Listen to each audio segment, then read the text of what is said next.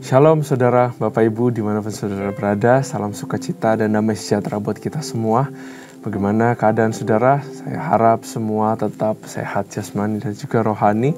Dan kita akan baca firman Tuhan, masih di kitab Ester, kali ini pasal yang ke-5. Tapi sebelum itu mari kita menghampiri hadiratnya dengan penuh keberanian saudara. Dia menunggu kita, mari kita puji, mari kita sembah Tuhan kita. Iya, Rada Pasi kita. Masing-masing saudara berdoa di mana saudara berada. Mari kita panggil Tuhan kita. Kita sapa Dia. Kita hampiri Dia. Rada Pasi kita bayar. Karena bayar Rada Pasi. Oh, oh, oh. Haleluya. Kau baik Tuhan, Kau indah Bapa. Thank you Lord Jesus. Haleluya. Puji namanya. Oh.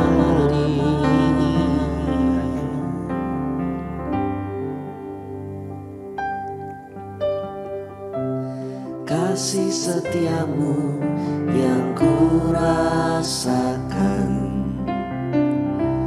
lebih tinggi dari langit biru. Kebaikanmu yang telah kau nyatakan lebih dalam dari lautan. Berkat-Mu yang telah ku terima sempat membuatku terpesona. Apa yang tak pernah ku pikirkan, itu yang Kau sediakan bagiku. Siapakah aku ini Tuhan? Jadi biji mata-Mu. Dengan apa kan ku balas Tuhan selain puji dan sembah Kau? Siapakah aku ini Tuhan? Jadi biji mata-Mu. Dengan apakah ku balas Tuhan selain puji dan sembah Kau? Kasih setiamu yang ku rasakan lebih tinggi dari langit biru. Kebaikan-Mu yang telah Kau nyatakan lebih dalam dari lautan. Berkat-Mu yang telah ku terima sempat membuatku terpesona. Apa yang tak pernah ku pikirkan,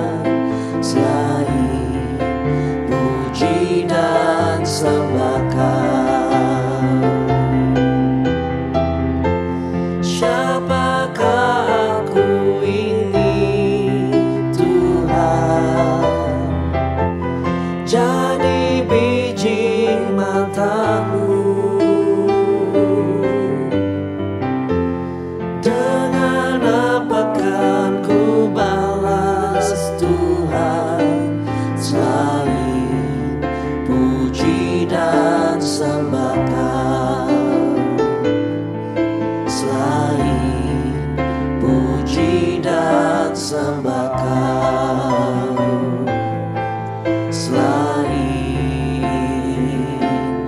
puji dan sembah Kau.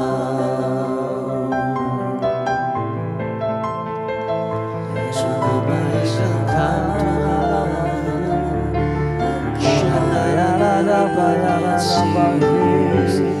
kasih-Mu senantiasa menyertai. Kau jadikan kami Kau baik, Kau indah, Kau mulia. melimpahkan pertolongan sempurna bagi Kau menjaga kami. Terima kasih Yesus.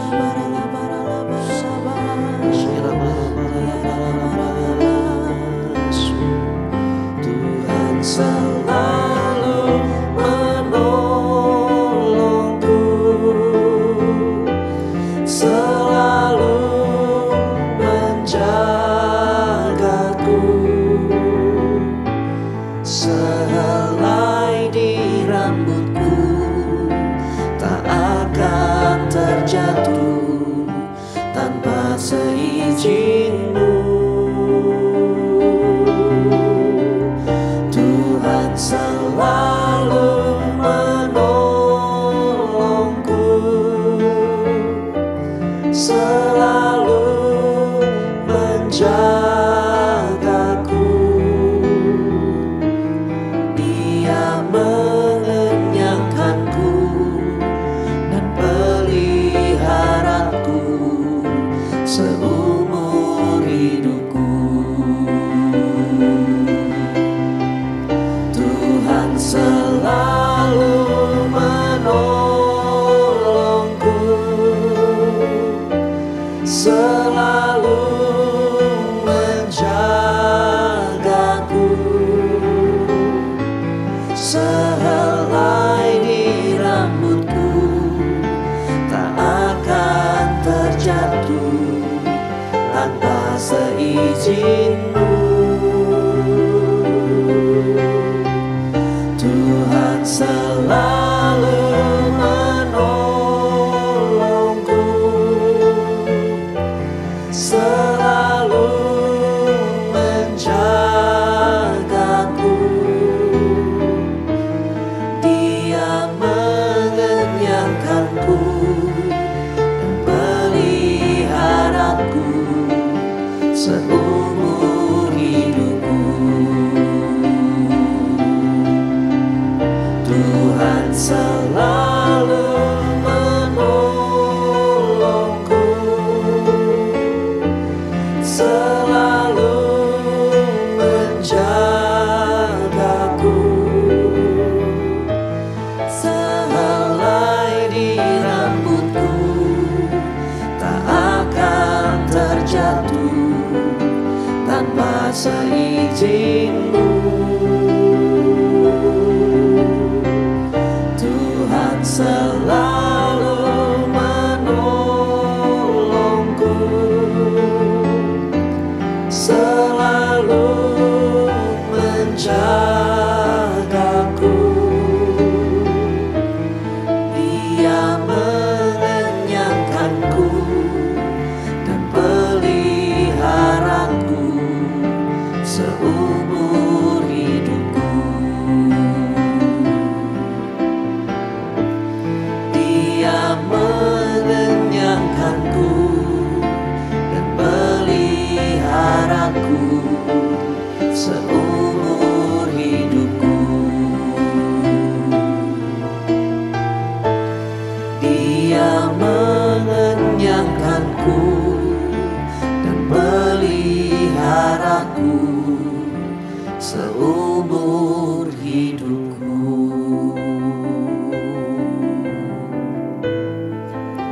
Ya Radabas kita bayangkan. Terima kasih Tuhan, selalu menolong kami. Terima kasih Tuhan, Kau selalu ada buat kami. Thank you Lord, oh Jesus. Bapa, terima kasih buat pertolongan-Mu yang senantiasa selalu menyertai kami. Tolonglah kami pada saat ini untuk kami mengerti firman-Mu Tuhan, supaya kami bisa belajar sesuatu yang baru. Urapi bibir lidah hamba-Mu supaya bisa katakan sesuatu yang baru. Sembunyikan hamba-Mu di balik salib-Mu. Memberikan kami fokus supaya kami mengerti firman-Mu, supaya kami bisa praktikkan firman-Mu, menjadi rema dalam kehidupan kami, menjadi buah dalam kehidupan kami, bisa dirasakan orang Tuhan. Terima kasih Tuhan. Hanya di dalam nama Tuhan Yesus, haleluya, amin. Shalom saudara, sekali lagi mari kita buka Ester pasal yang kelima. Mari kita buka Ester pasal yang kelima. Ester menghadap raja. Ester pasal yang keempat adalah tentang Mordekai yang kasih panggilan wake alarm buat Ester supaya Ester menemukan cara bagaimana membela umat Israel dengan ngomong kepada raja, ya. Nah, Ester pasal kelima adalah kelanjutannya, yaitu Ester menghadap raja. Nah, ini menghadapinya sangat tricky. Dari perikopnya, judul perikopnya Ester menghadap raja, ya. Kita mengerti bahwa Ester adalah kita. Nah, tapi Raja Ahasiweros, walaupun dia raja dunia, ya, yang dia mungkin tidak mengenal Allah, tapi Raja Ahasiweros bisa dibilang bahwa dia ilustrasinya itu dia adalah Tuhannya, saudara. Jadi ini adalah bagaimana cara menghadap Tuhan yang disingkapkan dalam cerita bagaimana Ester menghadap raja. Ya, itu pesan yang Tuhan mau sampaikan di perikop ini, di Ester 5. Bagaimana cara menghampiri Tuhan? Karena menghampiri Tuhan itu nggak sembarangan. Nggak karena dia cinta kamu habis-habisan, kamu gampang menghampiri dia dan seenak-enaknya aja. Nggak seperti itu. Tuhan mengasihi kita. Tapi Tuhan juga adalah Tuhan yang kudus. Tuhan juga disebut dengan Raja. Ya, nggak sembarangan itu yang namanya menghampiri Tuhan, saudara. Ya, kita seringnya menghampiri Tuhan dengan cara yang salah. Udah bagus kita nggak mati karena dia mengasihi kita. Coba masih zaman dulu, kamu hampiri Tuhan tanpa persiapan, kamu mati. Gak ada yang berani hampiri Tuhan, saudara. Ya, Ester pasal 5. Pada hari yang ketiga, ya. Kenapa hari ketiga? Nggak ada hari yang baik, saudara. Pada hari ketiga karena itu hari selesai puasa. Pada hari ketiga Ester mengenakan pakaian ratu, lalu berdirilah ia di pelataran dalam istana raja, tepat di depan istana raja. Raja bersemayam di atas tahta kerajaan dalam istana, ya, dipakai kata-kata yang sama, bersemayam di atas tahta, sama seperti Tuhan sebetulnya. Raja bersemayam di atas tahta kerajaan dalam istana, berhadapan dengan pintu istana langsung. Ketika raja melihat Ester, sang ratu berdiri di pelataran, berkenanlah raja kepadanya sehingga raja mengulurkan tongkat emas yang di tangannya ke arah Ester, lalu mendekatlah Ester dan menyentuh ujung tongkatnya itu. Nah, jadi saudara, kalau dia masuk gak diundang, dia harusnya mati. Tapi raja itu mengulurkan tongkatnya. Itu adalah tanda bahwa dia dapat perkenanan. Bagaimana dengan kita juga? Sebenarnya kita sudah dapat perkenanan Tuhan lewat kematian Yesus Kristus. Ya, raja mengulurkan tongkatnya. Setiap kali kita menghadap raja, saudara, kita nggak bisa sembarangan. Tertulis di sini, ya, Ester, sang ratu, mengenakan pakaian ratu dengan sebuah persiapan, saudara. Nggak pakai daster. Ester datang pakai pakaian ratu. Nanti saya jelaskan pakaian ratu ini artinya apa. Ya, tapi dia datang dengan persiapan. Ya, dia tahu bahwa mungkin dia dapat kasih karunia dari raja. Kita tahu kita pasti dapat kasih karunia menghadap Tuhan, tapi persiapan perlu. Diberikan, ditunjuk pakai tongkat emas, artinya dapat perkenanan. Hei, jangan dibunuh. Ya, biasa-biasa yang lain kalau nggak ada agenda datang main ketemu raja, hukumannya 1, mati. Ayat 3, tanya raja kepadanya, apa maksudmu, hai Ratu Ester? Apa keinginanmu? Ya, ini satu jawaban yang dari seorang raja kepada seorang ratu yang saya lihat bahwa raja ini sedang sibuk, saudara. Jadi rasanya dia pengen cepat-cepat bahwa Ya udah Esther, saya nggak bunuh kamu mau apa? Nyatakan keinginanmu 1, 2, 3, 4, 5 saya ingin, habis itu sudah saya ada urusan lagi. Ini adalah sebuah pertanyaan yang saya renungkan terus saudara. Seperti seolah-olah sedang menyindir saya. Bahwa seolah-olah seorang Kristen datang kepada Tuhan pasti hanya untuk keuntungan sendiri, mau minta-minta. Ya. Sehingga kadang-kadang kalau saya datang ke Tuhan saudara, saya teringat cerita ini. Kadang-kadang langsung terngiang bahwa ya udah apa maunya Randy langsung sampaikan. Lalu saya langsung dalam hati saya, kok saya begini ya Tuhan ya? Datengin Tuhan cuman mau kasih list doa. Padahal doa bukan cuman minta-minta. Doa adalah menjalin hubungan. Doa itu menyatakan bahwa ada kerinduan kita sama Tuhan. Kalau saudara baca pasal sebelumnya, Esther tahu betul, dia hitung berapa lama dia gak dipanggil raja. Dia kangen sama raja. Ya, 30 hari dia bilang ke Mordekai, aku gak dipanggil raja. Kalau Esther gak kangen sama raja, gak bakal ingat. Saudara ya, coba kita tes ya kita. Kita gak, kapan kita terakhir berdoa? Ini ngomong berdoa pribadi ya, bukan ikutin doa fajar, bukan ikutin gereja. No. Ini doa pribadi. Saudara ingat gak? Terakhir kali kapan saudara gak masuk? Terakhir kapan saudara masuk ke dalam hadirat Tuhan? Saudara ingat gak berapa hari? Kita gak ingat saudara. Karena kita gak pernah menanti-nantikan. Itu teguran buat saya. Tapi Esther bilang 30 hari. Raja itu gak panggil saya. Saya hitungin setiap hari. Artinya dia setiap hari menantikan dipanggil raja. Karena dia mencintai raja. Itu loh hatinya seorang mempelai, saudara. Ya.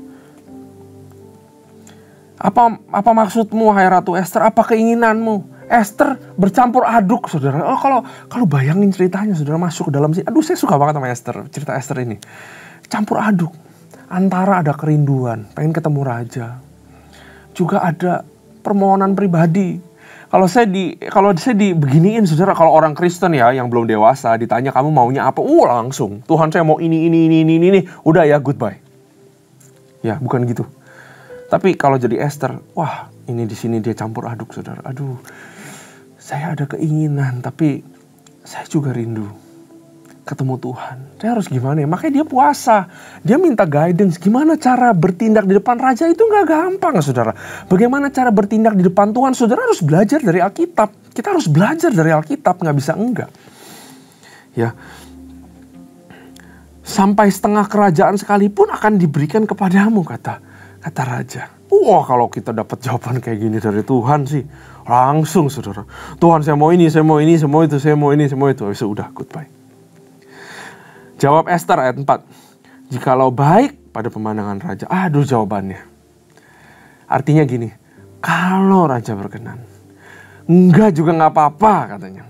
Jika baik pada pemandangan raja. Datanglah kiranya raja dengan Haman pada hari ini ke perjamuan yang diadakan oleh hamba bagi raja. Ternyata Esther sudah punya antrian wishlist. Wishlist pertama ternyata berbicara kerinduan dia sama raja. Selain itu Esther juga cerdik. Dia diberikan hikmat dari puasanya. Di-guide sama Tuhan. Bahwa arena ini di pelataran tempat raja mengadili memerintah. Ya gak pas untuk minta-minta. Apalagi permintaan pribadi. Gak pas. Apalagi ada musuhnya di situ. Artinya gini, sudah bagus dapat tongkat emas. Sudah bagus dapat perkenanan. Sudah bagus gak mati. Sudah bagus orang Kristen bisa panggil ya Aba, ya Bapak, gak mati. Sudah bagus orang Kristen bisa menghampiri Tuhan. Sudah bagus orang Kristen bisa mengajak hadirat Tuhan ikut turun loh. Orang Kristen itu dalam pujian penyembahan, kita bilang, hadiratmu datanglah. Kita seperti quote unquote, ngajak Tuhan loh. Ke bumi yang kotor ini. Sudah bagus gak mati. Masih menghadap Tuhan dengan 1001 permintaan. Karena otak kita dipenuhi keuntungan diri sendiri. Wah, saya bertobat banyak saudara. Di sini saya belajar banyak. sudah bagus, diampuni. Jadinya Esther mau minta juga, ini belum pas timingnya. Esther cerita ini memberikan satu tata krama di dalam bertemu Tuhan, bahwa segala sesuatu itu ada timingnya. Ya, berdoa itu ada time-timenya. Ada waktu untuk berdoa pribadi, ada waktu untuk syafaat. Syafaat itu untuk orang lain. Artinya masalah orang kamu taruh di pundakmu, kamu rasakin dulu. Kalau hati kamu udah rasa kesakitan orang lain, baru syafaatmu ada kuasa. Itu syafaat. Syafaat yang kalau cuma ngomong tapi nggak ada rasanya, nggak ada empati yang sudah terbentuk, bukan syafaat. Syafaat itu menangis buat orang lain di hadapan Tuhan. Orang lainnya nggak menghadap Tuhan, kita yang menghadap Tuhan. Doa itu untuk keinginan pribadi, yes. Untuk syafaat, untuk membina hubungan sama Tuhan. Karena kita rindu, karena rindu aja. Kadang-kadang di dalam kita menghampiri Tuhan, kita tidak perlu minta-minta.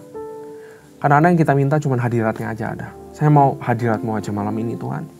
Saya mau hadiratmu aja pagi ini Tuhan. Udah itu aja, cukup. Tapi kan kamu ada permintaan lain, saya tahu. Enggak Tuhan, itu cukup aja hadiratmu. Itu Esther. Timing. Pinter saudara. Ayat 5. Maka titah raja, suruhlah Haman datang dengan segera supaya kami memenuhi permintaan Esther. Lalu raja dengan Haman di keperjamuan yang diadakan oleh Esther. Sementara minum anggur, bertanyalah raja kepada Esther, apa sih permintaanmu? Aku yakin kamu pasti mau minta sesuatu dari aku. Ya, dites kedua kalinya ya. Enggak, raja mungkin juga rindu. Wah, kok Esther malah mengundang aku ke perjamuannya. Esther mauin aku, ternyata bukan hartanya. Wow, Esther ya, udah kayak gitu raja, dia datang. Rajanya udah gak tahan mau kasih sesuatu buat Esther. Nah, Tuhan juga begitu sama kita, saudara. Dia rindu ngasih sesuatu, saya yakin. Tapi di balik itu, dia juga ngetes kita. Cuman maunya hartanya Tuhan atau mau hadiratnya Tuhan. Lalu ayat 6, sementara minum anggur, ya apa permintaanmu niscaya akan dikabulkan, dan apakah sampai setengah kerajaan pun akan dipenuhi. Ayat 7, maka jawab Esther, permintaan dan keinginan hamba ialah, jikalau hamba mendapat kasih raja dan jikalau baik pada pemandangan raja, mengabulkan permintaan serta memenuhi keinginan hamba, datang pula lah kiranya raja dengan Haman ke perjamuan yang akan hamba adakan lagi bagi raja dan Haman. Maka besok akan hamba lakukan yang dikehendaki raja. Dia undang lagi saudara. Dia langsung minta gak? Belum. Makanya saudara ada lagu kan, masuk hadirat Tuhan ya, dengan pujian dan dengan syukur. Bukan dengan permintaan.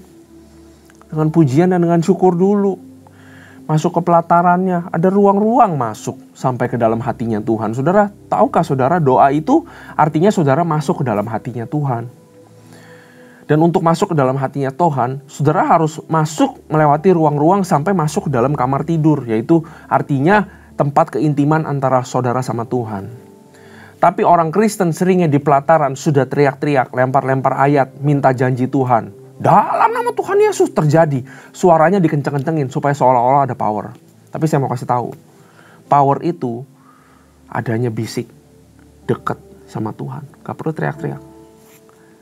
Cuman perlu, Tuhan, saya ada masalah. Slow kayak begitu, Tuhan udah langsung tahu. Kamu mau apa? Setengah kerajaan pun aku berikan. Itu loh tempat keintiman. Esther tahu tentang ini. Ya. Kita habisin dulu ya saudara ya. Ayat 9. Pada hari itu keluarlah Haman dengan hati riang dan gembira.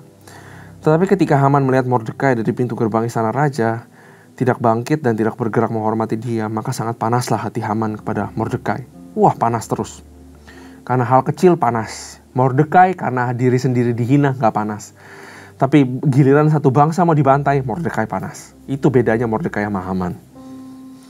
Tetapi Haman menahan hatinya, lalu pulanglah ia ke rumahnya dan menyuruh datang sahabat-sahabatnya dan Zeres istrinya. Maka Haman menceritakan kepada mereka itu besarnya kekayaannya. banyaknya anak laki-laki dan segala kebesaran yang diberikan raja kepadanya serta kenaikan pangkatnya di atas para pembesar dan pegawai raja. Lagi kata Haman, tambahan pula tiada seorang pun diminta Ester sang ratu untuk datang bersama-sama dengan raja ke perjamuan yang diadakannya kecuali aku, dan untuk besok aku diundangnya bersama-sama dengan raja. Akan tetapi semuanya itu tidak berguna bagiku. Selama aku masih melihat si Mordekai si Yahudi itu duduk di pintu gerbang istana raja, lalu kata Zeres istrinya dan semua sahabat kepadanya, suruhlah orang yang membuat tiang yang tingginya 50 hasta, dan persembahkanlah besok kepada raja supaya Mordekai disulakan orang pada tiang itu. Kemudian dapatlah engkau dengan bersukacita pergi bersama-sama dengan raja ke perjamuan itu. Hal itu dipandang baik oleh Haman, lalu ia menyuruh membuat tiang itu. Nah, tidak disangka bahwa Haman sebenarnya membuat tiang untuk dirinya sendiri, nanti dia mati, saudara. Ester berpakaian ratu. Artinya menghadap Tuhan, dia siap-siap. Saudara, kalau saudara go back to pasal 2, menghadap raja, dia belum berpakaian ratu. Saudara ingat dia berpakaian apa? Dia diluluri, saudara. 6 bulan. Ya, kalau nggak salah 6 bulan ya, saudara. Atau 3 bulan. Rasanya 6 bulan. 6 bulan minyak mur, 6 bulan minyak kasai. Mur artinya pertobatan karena pahit. Mur itu pahit, minyak mur. Dan kasai itu wangi. Ya, artinya puji-pujian. Datang ke hadapan Ahasiweros dulu, waktu belum jadi ratu, berjubahkan namanya pertobatan dan puji-pujian. Ketemu raja, itu jubahnya, 2 jubah. Dan sampai sekarang, prinsip itu ketemu raja nggak boleh sembarangan, harus ada persiapan. Masih ada sampai sekarang dilakukan Ester. Tertulis dia berpakaian ratu. Itu cuma lambang pakaian ratu. Dia nggak sembarangan ketemu raja, sudah suami istri. Tapi masih respect dan hormat. Artinya apa, saudara? Dulu ada jubah perjobatan, jubah kasai, yang sekarang, saudara, ada jubah yang namanya kerinduan. Dia mau ketemu raja, dia udah hitung 30 hari. Ya. Selain itu juga dia puasa 3 hari, 3 malam. Dia suruh orang berpuasa supaya dia dikuduskan, dipisahkan. Ya, tadinya mungkin harus mati karena berpuasa, kuasa Tuhan pisahin dia itu namanya kudus, kados, holy, ya. Kados, kudus itu artinya memindahkan dia ke satu posisi, dipisahkan lewat puasa, lewat jeritan puasa, umat Israel dipisahkan menjadi ke dalam area favornya Tuhan. Ester selalu punya 4 baju, jubah yang dipakai. 4 baju ini harus saudara punya sebagai mempelai Kristus. Pertobatan, puji-pujian, ngomong tentang worship, ya. Kekudusan, dan yang keempat, kerinduan atau bicara keintiman. 4 ini harus punya orang Kristen mempelai Kristus. Apa tadi saya ulang? Pertobatan, worship, ya, repentance, worship bicara tentang puji-pujian dan penyembahan, kekudusan, ya, dan yang keempat itu adalah kerinduan atau bicara tentang hubungan dan juga keintiman. Itu persiapan masuk hadirat Tuhan. Sekarang saya tanya saudara, saya tanya juga diri saya. Kalau ketemu Tuhan, kita siapin apa? Kebanyakan orang siapin baju keren karena mau dilihat, nggak tahu mau dilihat siapa. Ya, baju seragam, keren. Kostum. Tapi saya mau kasih tahu pada saudara, maju ke hadapan Tuhan, hati harus berjubahkan yang 4 tadi. Ini isyarat message Tuhan dalam Ester buat saudara dan saya. Kemana pertobatanmu? Kemana kekudusanmu? Kemana puji-pujianmu yang benar-benar tulus dari hati? Nggak cuma rutinitas, tapi benar-benar meluap dari hati. Mana itu? Ya, dan mana kerinduan? Apa buktinya kamu serius sama aku? Kalau kamu nggak pernah saat teduh di rumah. One on one sama Tuhan. Saudara, saya mau bilang, doa fajar, menara doa, itu bukan one on one sama Tuhan. Itu acara. Tapi saya mau bilang, bahwa kita kudu punya yang namanya one on one time sama Tuhan. Nggak terikat yang namanya program alur rundown. Rundown itu membantu. Saya senang ada program CK7. Tapi Tuhan juga pengen berpacaran sama kita one on one tanpa ada program. Ya, saudara suka kalau pacaran ada program. 1 jam pertama ini. 15 menit kemudian ini ya, 10 menit kemudian nggak suka. Pacaran itu, hubungan itu mengalir. Masuk ke hadapan Tuhan itu mengalir. Itu adalah kekuatan hidup. Disitulah saudara, di dalam kehidupan doamu, kamu digaramin, kamu diasinin, kamu diterangin supaya kamu jadi garam dan jadi terang, saudara. Ya, itulah tata caranya ketemu Tuhan. Jangan langsung kalau datang ke hadirat Tuhan dengan segudang permintaan. Datanglah kepada Tuhan dengan puji-pujian. Datanglah kepada Tuhan dengan syukur. Datanglah kepada Tuhan untuk minta kehendaknya jadi dulu. Artinya buang permintaan kita. Sama seperti Esther begini. Kamu mau apa? Enggak Tuhan. Enggak Raja. Aku dikasih ketemu aja aku udah bersyukur. Masakah aku minta setengah kerajaanmu? Datanglah ke perjamuanku. Ya, lagi-lagi raja dibuat kesemsem. Aku mau engkau bukan hartanya. Aduh, coba saudara ya, kalau saudara jadi Tuhan, atau nggak usah ngomong jadi Tuhan deh, saudara seorang orang tua aja, yang anakmu udah teenagers ya, yang mereka udah nggak mau diajak pergi lagi ya. Kalau diajak makan susahnya minta ampun, maunya pergi sama temen. Bayangin saudara, satu hari anakmu datang, kamu pasti responnya langsung, kenapa, ada apa, kamu butuh apa. Terus tiba-tiba anakmu bilang, enggak ada butuh apa-apa Pak. Aku ada sesuatu aja sih pengen cerita, kalau papa ada waktu, aku invite ke kamarku. Wah, coba kalau saudara yang jadi orang tua gimana? Loh, ada apa ini? Ya kan? Dak-dik-duk, dak-dik-duk. Nyampe ke kamar anakmu, udah kamu mau apa? Ya, kasih tahu papa. Jangan sungkan sama papa. Ya, sama Tuhan gak boleh sungkan, saudara. Tapi ada tata caranya minta.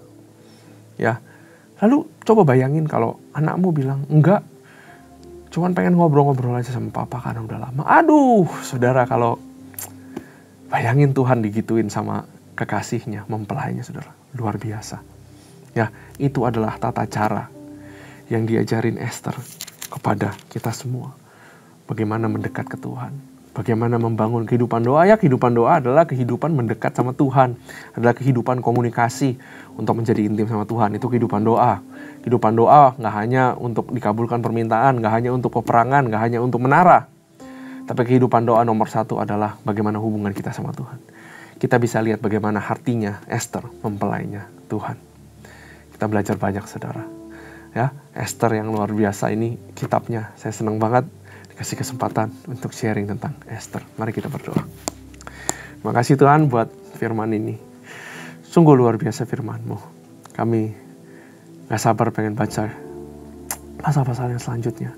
Berikan kami remah, berikan kami pengertian, sehingga hidup kami berubah. Terima kasih Tuhan. Hanya di dalam nama Tuhan Yesus. Haleluya. Amin. Tuhan Yesus memberkati.